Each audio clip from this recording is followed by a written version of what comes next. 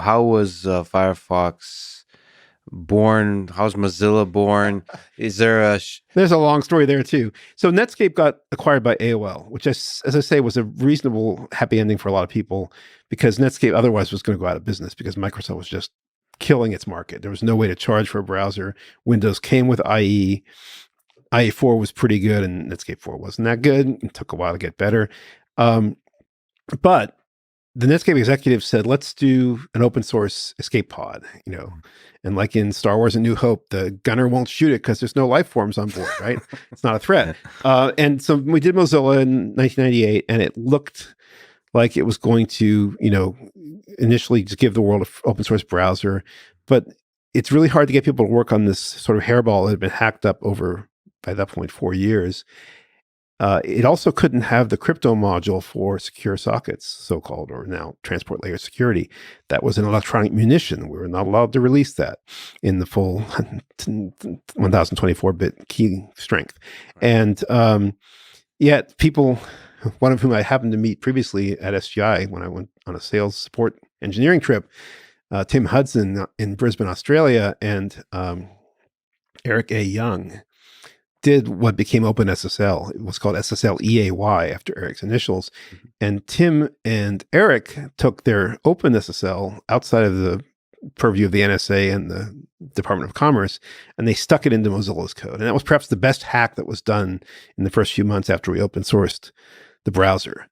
We had other problems. The politics inside Netscape were riven by these acquisitions. So the one acquisition that kind of messed up Netscape 4 also wanted to keep doing a proprietary mail and groupware program, not Jamie Zawinski's mail program that was in Netscape 2 and 3. And they held it back from open source. So we didn't have a mail program. It was just a browser. We didn't know what AOL would do to us. Turns out they didn't interfere with us for a long time. But Netscape wasn't the best steward of Mozilla. We were operating Mozilla as a pirate ship without a legal entity. So most of us worked for Netscape under a separate organization. And initially, the first engineering manager, Tom Paquin of Netscape, was the Mozilla founding manager. But he left pretty quickly, and he left me as the acting manager, which is more like method acting in my case. And I did, that was my first management stint. But then someone who'd written the licenses, Mitchell Baker, she was a lawyer at Netscape. She was involved in the open source license decision making and the actual writing and construction of those licenses. That was Mitchell's job. Netscape public license and the truly open Mozilla public license. And there were two because Netscape needed, because of some encumbered code, needed some special rights, but that went away over time. Mitchell was always interested in Mozilla, and she came back from maternity leave and she said, I'll be the manager if you want. And Jamie and I said, sure. And then Jamie quit. He quit after a year. And he said, this didn't work. I'm sorry. He acted like it was a total failure because Mozilla didn't restart the browser market. But there's no way it could have, right? Netscape was still shipping variants of Netscape 4, which was based on the old code. Mozilla was trying to re-architect code to make greenfield for developers. So it was one of my big goals. It wasn't a technical goal so much as, again, a social goal. People wanted a more standards-based browser. They wanted less of a hairball that had been hacked on by ex-grad students starting 4 years prior. So we said, we're going to make a modular code base. We're going to use a variant or an open source version of Microsoft's component object model. It has reference counting and standardized vtables, virtual calls, and C++. And we're going to use JavaScript. We're going to have a bridge between those two so you can script those components just like Java components.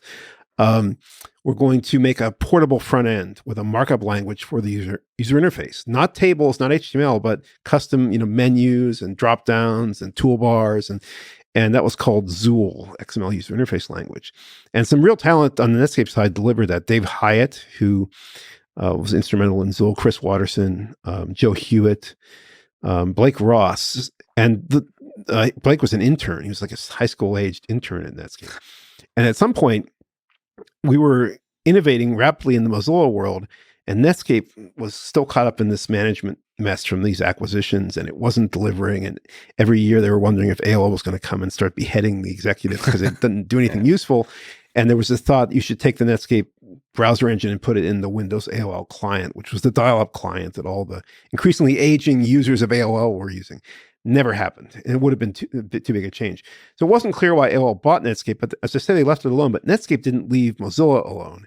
And so in 2001, Mitchell called me up and said, I'm no longer employed. And I was like, what? You quit? No, this wasn't my choice. And there was a layoff, which maybe accidentally or on purpose got rid of Mitchell. But the funny thing was we had an open source project. We had a lot of the engineers on staff on our side, and we had people we'd hired through the Mozilla community who were top notch. They'd risen, they came in high quality, they knew the code, and they actually were better than the average or median hire of Netscape. And so the funny thing was the executive who thought they'd gotten rid of Mitchell in the layoff, on the next week's community call around Mozilla and what to do, there's Mitchell. And so this showed you can kind of transcend your, boundaries of corporate open source if you get a project that has enough loyalty, even among the paid staff, because we had outside people contributing. We had people at Red Hat and a few other places, but the majority of the hackers were employed by Netscape. But a lot of them at that point had come from the community, and others got the community and wanted to work with it.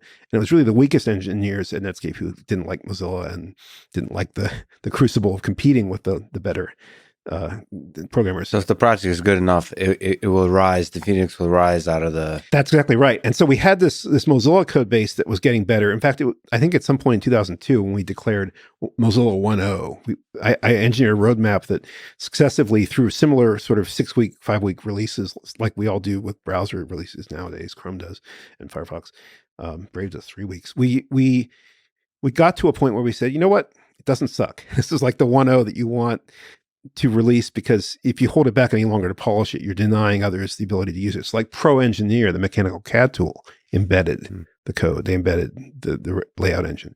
And Mozilla 1.0 was like a Netscape communication suite. We'd at that point gotten mail people to reintegrate mail and news, and we had an editor for HTML.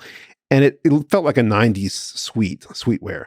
And it felt kind of bloated. And the people who were taking that Mozilla open source and then adding Netscape flavor to it were not calling the shots right. And they were also under AOL's thumb a little bit, in that they said, well, we should probably put the AOL Instant Messenger chiclet on the toolbar. We should put the ICQ, the other messaging system that AOL had acquired. We should put the ICQ, button on the toolbar. And pretty soon, Netscape looked like a bit of a NASCAR badged version of Mozilla. And that also made Mozilla more popular. And yet they had, contrived to fire or lay off the leader, and we carried on with an open source structure where Mozilla was still, Mitchell was calling sort of management or project level shots, and I was calling technical shots.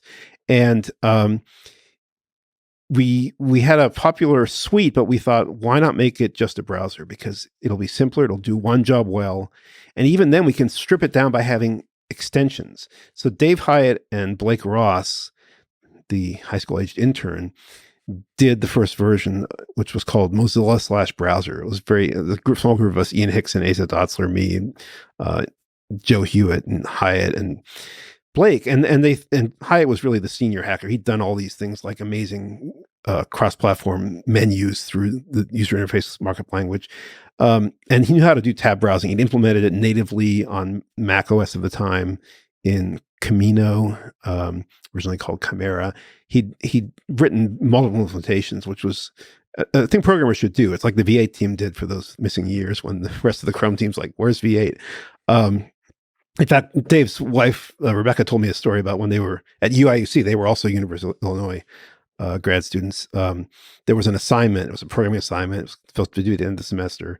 And Dave's friend was this, I'm going to go think and I'm going to design and I'm going to make this, platonic perfect form of the program. And then I'm going to write it at the end when it's due.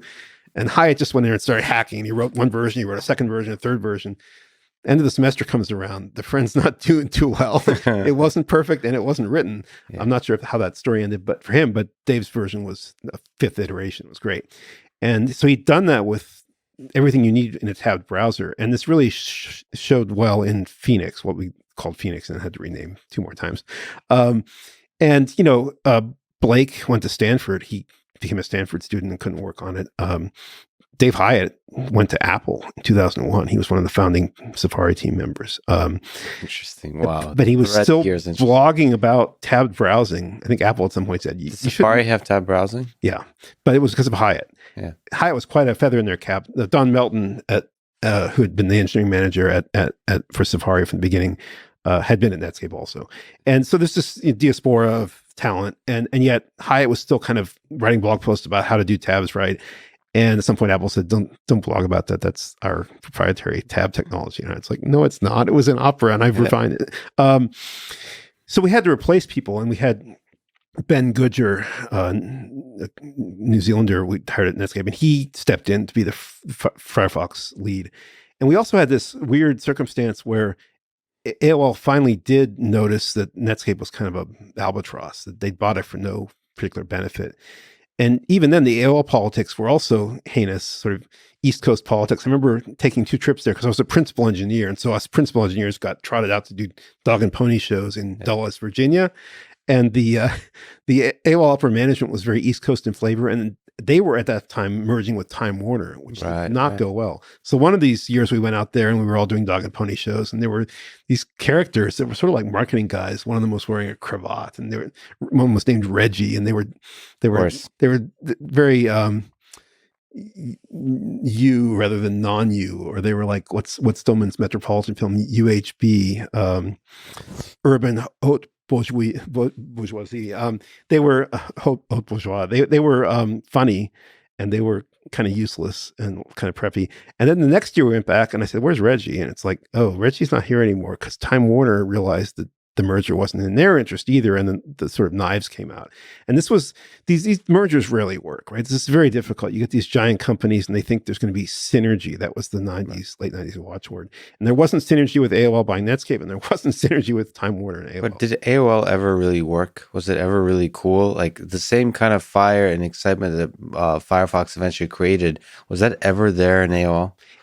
AOL was the right time to do a dial-up service that got distribution by basically leaflet bombing compact discs on the country. And they beat out CompuServe and the other ones, Prodigy. And then the web happened.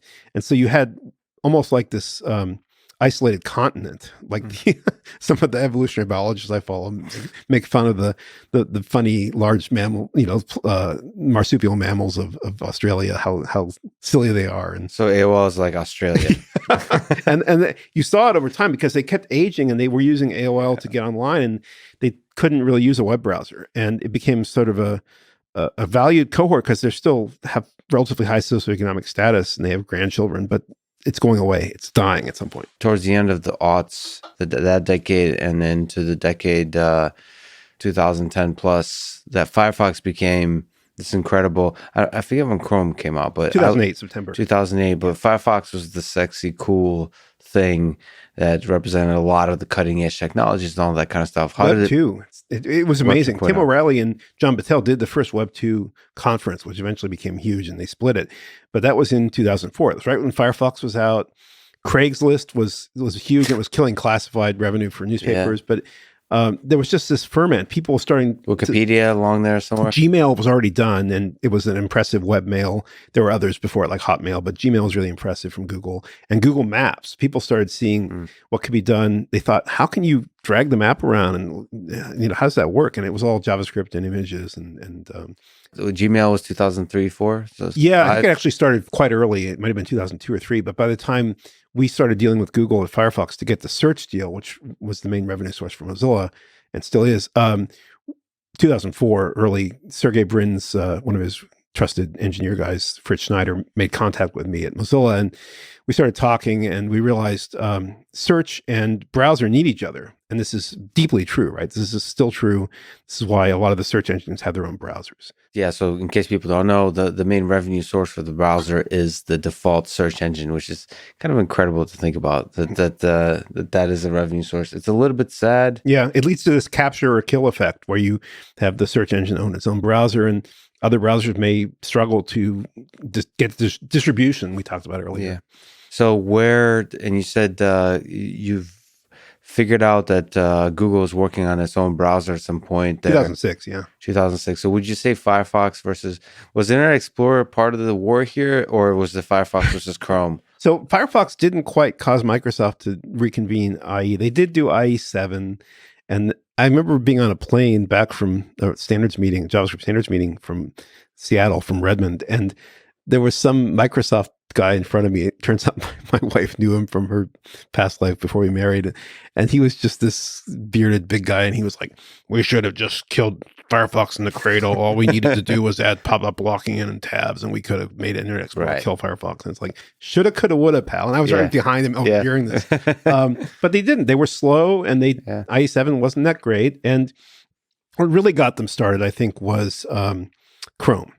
And I talked to Larry Page in 2005. I think I said, we're talking about the Firefox relationship, but he was also saying, what about WebKit? This was Apple's version of the old KHTML engine from Linux, the KDE side of Linux, that was used in the Conqueror browser, all spelled with Ks, that Apple had forked. And in 2005 was when Apple's principals, including Dave Hyatt, Maciej Stachowiak, some of my friends who are still there, said, we must stop patch bombing this poor KHTML project. We should make a proper Mozilla-like organization, webkit.org. Now, it wasn't a separate nonprofit or anything. It was still Apple. It was Apple controlled. But they made their fork first class, and they made it be something that they all worked in and lived in. And that was before Chrome. And then Chrome, Larry Page said, what about WebKit? I said, yeah, it's nice. I have friends who work on it. You might use that if you do your own browser. Why don't you do your own browser? Don't worry about Firefox. You should do your own browser. You can have your own, opinion of how it should work. And sure enough, they did. So by 2006, we knew they'd been working on it. Some of my friends who'd been at Netscape did the original demo. And the demo wasn't what you thought. It didn't have the fast JavaScript yet. That was still off in Denmark on a farm. Did it have tabs? It had tabs because all browsers had tabs at this point. And it had this software fault isolation I mentioned. It was through process isolation. So in theory, each tab has its own operating system process. And so what's going to take your tab down? Well, WebKit has bugs that can crash it, but Flash was still big then. All the restaurant sites, remember, and Flash crashed a lot. So the demo that I heard about, my friends, ex-Netscape, ex-Mozilla people did inside Google was the sad tab. They showed an early version of Chrome, which is just this bare bones tab browser. They loaded a site with a known Flash vuln, and then suddenly Flash crashes, and everyone expected the whole browser to go down. But instead, you got this little sad face in the tab, and you could reload it, and there it is again. So this was an improvement. It was a real move for security. It was based on, a company they acquired called Green Border that had some really big brains, like Ulfar Erlingsson, I think, was involved, and they had done some exotic security stuff, but they ended up simplifying it to this process isolation, and it was good. And Firefox didn't have it at the time, so we were still struggling with security bugs. So we knew Chrome was coming, but it took 2 more years to come out. And at the time, we were still getting the Google search revenue, and we were still making Google the default engine, and Firefox was still growing. Firefox grew, I think, until 2011. That was when it peaked. And as it started falling, it was because of Chrome. Chrome came out in 2008, and it had a comic book that leaked accidentally that showed some of the people who worked on it. Lars Bach was in there and so on. It was kind of soft launch because they didn't market it heavily. They didn't push distribution. But Google had reason to worry about distribution because Microsoft was, doing a search engine, Bing, since 2007. In fact, when they came out with Bing, Google was worried that Microsoft would just brute force switch the default browser in everyone's Internet Explorer or even Firefox on Windows to Bing from Google. And Microsoft wasn't, I think, ready to dare the antitrust cops that way, even though they'd gone to sleep. And I don't think Bing was ready either. But just in case it happened, Sundar Pichai, who rose very well based on this work, was sort of in charge of getting distribution deals. And he got Google Toolbar and Google Desktop Search distribution. And if you remember those pieces of software, those were like desktop extensions, toolbars, or operating system extensions for doing desktop searching your local files, kind of like that's right. macOS Spotlight, right? Sadly died out. They all died. And there were some features that we still missed that didn't make it into Chrome. But Sundar got OEMs to bundle those. And then he got enough of those deals that by 2007 or 8, Google felt, well, if Microsoft does the worst and tries to force Bing, we can reach in and reset it with that point of presence. So that was, good for Sundar's career, and it was good for Google, but it never came to pass that they had to defend. Microsoft was still, slow. And by the time they saw Chrome come out, then they did what would have been IE9. And then they said, we're going to have a fast JavaScript engine to Chakra Core. And they did okay. They were another process isolated fast JavaScript browser, tab browser. So it sounds like there's a deep fundamental coupling of search engine and browser that's like mixing this whole thing up. And obviously Firefox doesn't have a search engine that's like, I mean, you're partnering with somebody with a search engine, Yeah. with Yahoo or with Yeah. with Google or so on. They tried Yahoo. That was unfortunate because I think even though Marissa Mayer talked about it, she never pulled it off. They never restored the search team that had been laid off. I believe Carol Bartz was running Yahoo when Carol said, I've got to get rid of one of the 3 expensive things. I'm going to get rid of search. And those researchers went to Google and Microsoft, and there was no way to put Yahoo search back together. So when Firefox tried switching all their users who'd stuck with a default from Google to Yahoo, it was like mid-December 2014, a bunch of users said, what just happened to my Firefox? And others didn't notice right away, but over time they did. And so over the next year, the traffic just went away for Yahoo. And yet they were obliged, I understand it, I don't have inside knowledge, but this is leaked out and Danny Sullivan's written about it, Search Engine Land. I think the deal was like fixed payments to Mozilla. So Mozilla was getting a bunch of money for traffic that wasn't staying because users were resetting their default. And this shows how defaults are important, but they have to be good enough that the user doesn't override them. And, a lot of the commercial value in popular apps is what are the default settings? What is the default search? Yeah. But oftentimes there's something, just like you said, I mean, if there's something compelling, that's also can beat out the default, like tab browsing and so on. Yes.